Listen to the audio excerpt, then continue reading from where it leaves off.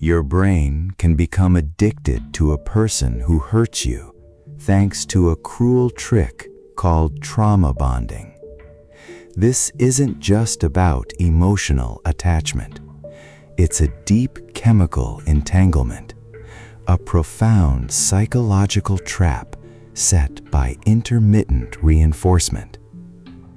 Imagine being starved, then given a single morsel of food, only for it to be snatched away again. This unpredictable pattern creates a powerful craving, overriding your instincts for self-preservation and safety. It often begins with intense charm, adoration, and a feeling of being uniquely understood. The manipulator showers you with affection, making you feel like the most special person in the world, your deepest needs finally met. Then, without warning, the cruelty starts. A sudden coldness, a cutting remark, an inexplicable withdrawal of affection leaves you reeling, confused, desperately trying to understand what went wrong, what you did to cause it. Just when you're at your lowest, questioning your own sanity and worth, the kindness returns. The manipulator apologizes, expresses remorse, or acts with the same intense affection you experienced at the beginning. You feel immense relief, a powerful surge of hope that things will go back to being wonderful, to that initial perfect connection. This dramatic contrast creates a powerful emotional high, convincing your brain that the good times are the real times and the bad times are just temporary aberrations, anomalies you can fix. This is where the chemical hook sinks in deep. Your brain's reward system, primarily fueled by dopamine, doesn't respond well to constant, predictable rewards.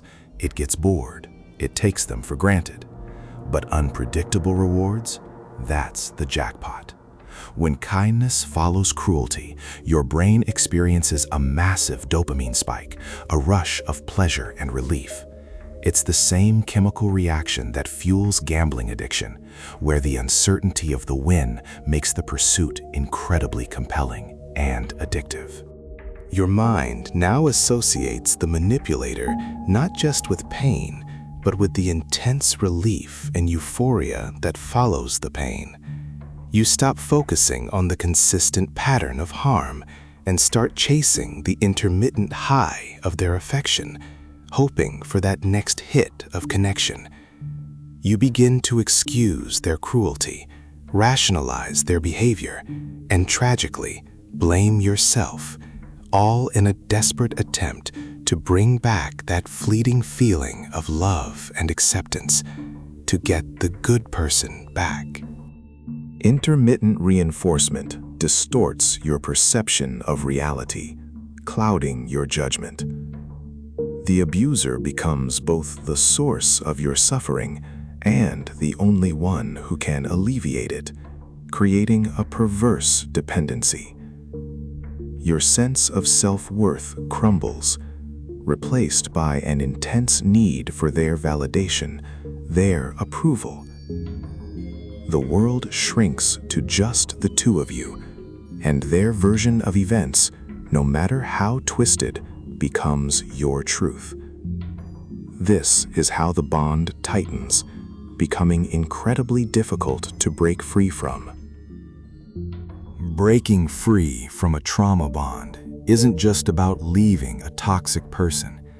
It's about breaking a powerful addiction within your own brain, a deeply ingrained pattern. Every time you try to pull away, the manipulator might revert to their initial charm, triggering that dopamine rush and pulling you back into the cycle just when you thought you were out. The hope that they could be the person you first met, the hope for change, keeps you tethered, even as the cruelty escalates and your spirit diminishes. The psychological damage of trauma bonding can be profound, making it difficult to trust others or even yourself long after the relationship ends. Understanding this insidious mechanism is the first step towards reclaiming your mind and your emotional freedom. It's about recognizing when your own brain is being manipulated by a pattern of abuse and choosing to break the cycle. If your brain just recognized itself, subscribe to Cognitive Sabotage.